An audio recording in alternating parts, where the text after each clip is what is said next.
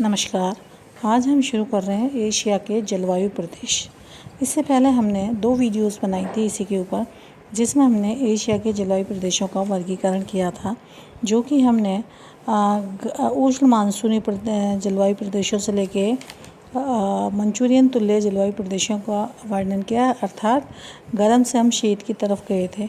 आज हम और उत्तर दिशा की तरफ जाएंगे, जिसमें सबसे पहले हम लेंगे तिब्बत अल्टाई तुल्य जलवायु।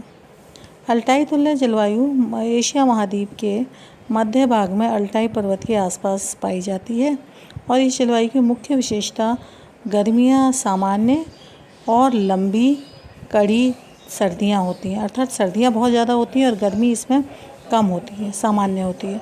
और सर्दियों में तापमान की कमी अधिक रहती है। इस जलवायु की सबसे बड़ी विशेषता यह है कि गर्मियाँ बहुत साधारण और छोटी होती हैं और गर्मियों में तापमान केवल 10 डिग्री सेंटीग्रेड तक ही रहता है।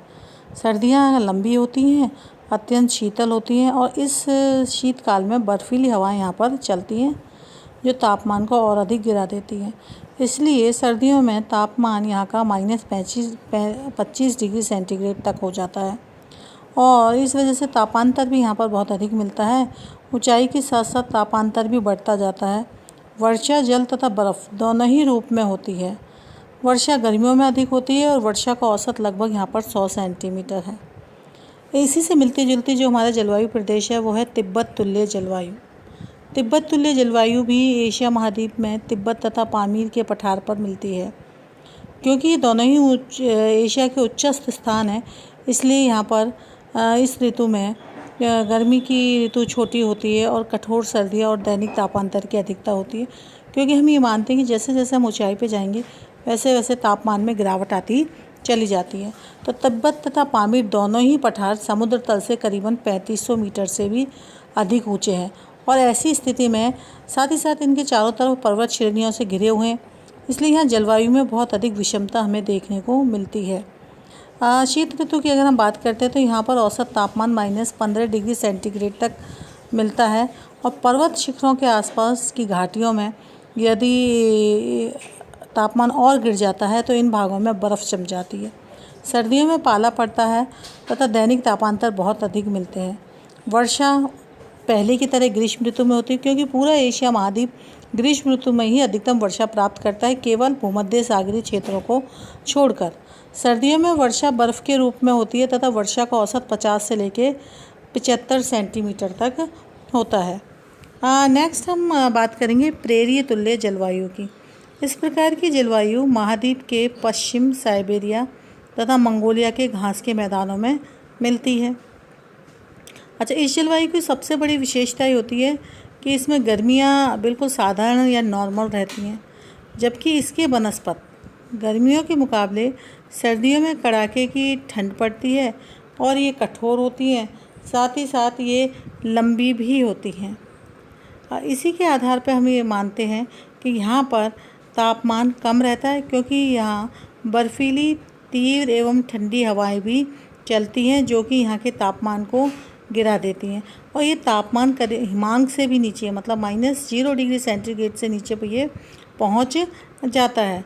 गर्मियों में यहाँ का तापमान लगभग 24 डिग्री सेंटीग्रेड तक मिलता है तथा इसका औसत तापमान इस क्षेत्र का 25 से लेकर 30 सेंटीमीटर तक है।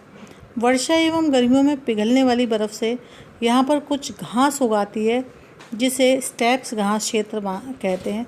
प्रेरी घास क्षेत्र उपजाऊ मैदानी भागों के रूप में या उपजाऊ क्षेत्र के रूप में हमारे सामने आते हैं, जहाँ पर कि पशुपालन कार्य बहुत अधिक किया जा रहा है। अब हम और थोड़ा उत्तर की तरफ जाएंगे और उत्तर में जाते हैं तो यहाँ पर हमें टैगा तुल्य जलवायु देखने को मिलती है। अब हम बात करेंगे एशिया के अधिकतम ठंडे प्रदेशों की। तो टैगा तुल्य जलवायु एशिया के अधिकतम ठंडे प्रदेशों को अपने में समेटे हुए है और इसमें जो मुख्य क्षेत्र आते हैं वो आते हैं ठंडे साइबेरियाई प्रदेश के उत्तरी भाग अथवा कोणधारी वन प्रदेश, क्योंकि हमें पता है कोणधारी वन प्रदेश भी 65 डिग्री तक पाए जाते हैं और टैगा जलवायु की वजह से ही इन कोणधारी प्रदेशों में मुलायम लकड़ी के वन पाए जाते हैं। ये मैं आगे के आपके वीडियोज़ में इस चीज़ को क्लियर करूँगी कि जलवायु किस तरीके से वहाँ की वनस्पति को भी प्रभावित करती है। आपने अगर बहुत ढंग से जलवायु को पढ़ा है तो आपने अगर बहुत ढंग से जलवायु प्रदेशों को पढ़ा है तो आप देखिए कि उस क्षेत्र के वनस्पति प्रदेश उन पे ओवरलैपिंग करते हुए हमें दिखेंगे। दोनों के अगर हम मैप को देखते हैं तो दोनों एक दूसरे के ऊपर ओवरलैप करते हैं, क्योंकि किसी भी क्षेत्र की जलवायु उस क्षेत्र की वनस्पति और वहाँ की कृषि को बहुत अधिक प्रभावित करती है। तो नेक्स्ट वीडियोज़ में हम इस चीज़ को आपको और क्लियर करेंगे। हम बात करते हैं टैगा तुल्य जलवायु की, क्योंकि यहाँ की जलवायु में कोणधारी वन हमें देखने को मिलते हैं। और सबसे बड़ी इस जलवायु की विशेषता ये है कि वर्ष में 9 महीने तक सर्दी तथा केवल 3 माह गर्मी के होते हैं। गर्मियाँ केवल नाम मात्र की छोटे समय की होती हैं, जिसमें लगभग 5 डिग्री सेंटीग्रेड तापमान देखने को मिलता है। सर्दियाँ बड़ी कठोर और बहुत लंबी होती हैं और चारों ओर बर्फ़ दिखाई देती है और तापमान -50 सेंटीग्रेड तक पहुंच जाता है। विश्व का सबसे ठंडा प्रदेश वार्खोयांश, जहां पर कि तापमान -65 डिग्री सेंटीग्रेड रहता है, इसी जलवायु प्रदेश के अंतर्गत आता है। और फिर यहाँ पर थोड़ा सा हम चेंज करते हैं कि यहाँ वर्षा सर्दियों में बर्फ़ के रूप में होती है, कुछ वर्षा गर्मियों में भी होती है, और यही वर्षा यहाँ के बसंत ऋतु के लिए सहायक होती है। और इस वर्षा के कारण इस क्षेत्र में छोटे छोटे फूल, छोटी वनस्पतियाँ, घास प्रकार की उगती हैं, क्योंकि मैंने जैसे पहले आपको बताया था कि यहाँ की शीत ऋतु अत्यंत लंबी होती है और ग्रीष्म ऋतु छोटी होती है। वर्षा का वार्षिक औसत यहाँ तक आते आते घट जाता है और ये मात्र 50 सेंटीमीटर ही रह जाता है। और इस क्षेत्र में वर्षा जो होती है वो कई बार बर्फ़ के रूप में भी यहाँ पर पड़ती है। नेक्स्ट हम बात करेंगे टुंड्रा जलवायु की।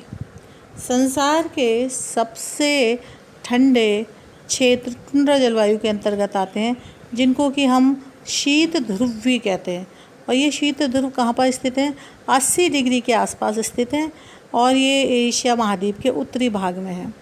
इसके अंतर्गत एशिया महाद्वीप के उत्तर में आर्कटिक महासागर के किनारे किनारे एक पतली पेटी पूर्व से पश्चिम तक फैली हुई है। माना कि इसका विस्तार कम है, परंतु इसकी तीव्रता बहुत अधिक है, क्योंकि यहाँ पर मानव के रहने योग्य ये जलवायु नहीं है, अर्थात मानवानुकूल ये जलवायु नहीं है।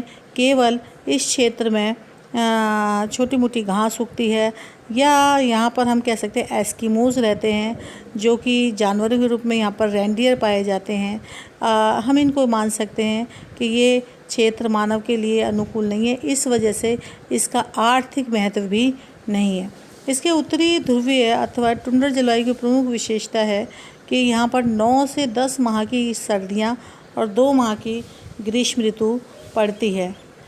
इसके साथ साथ सर्दियाँ बहुत ज़्यादा कठोर होती हैं और उत्तरी ध्रुवीय सागर अथवा आर्कटिक महासागर में बर्फ़ से जमा होने के कारण यहाँ से अत्यंत ठंडी एवं बर्फीली हवाएं इन भागों में तापमान को बहुत अधिक गिरा देती हैं। सर्दियों में गर्मियों की तुलना में सर्दियाँ यहाँ पर तीव्र पड़ती हैं और सर्दियों में वर्षा बर्फ़ के रूप में होती है और वर्षा का औसत यहाँ तक आते आते और घट जाता है और मात्र 25 सेंटीमीटर ही वर्षा रहती है और यहाँ तापमान -50 डिग्री सेंटीग्रेड तक पहुँच